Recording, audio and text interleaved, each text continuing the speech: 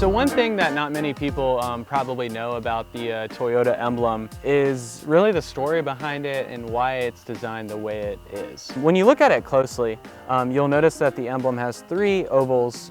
There's two in the middle and then one just kind of wrapping everything up.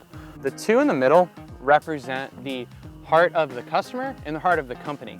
And the reason that they're overlapping, as you can see, is basically just representative of the mutual trust and respect between both the consumer and the company. So, again, kind of tying it all back to Japanese, more collective type of mindset, which is really neat. You'll also notice that the two ovals, you're probably never gonna not see this, but the two ovals shown here give you a T, which of course stands for Toyota.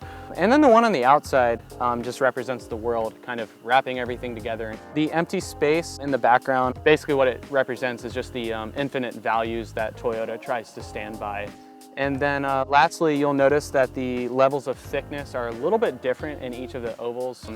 It kind of represents the brush art in Japanese culture. So again, all tying it back to Japan, where Toyota started.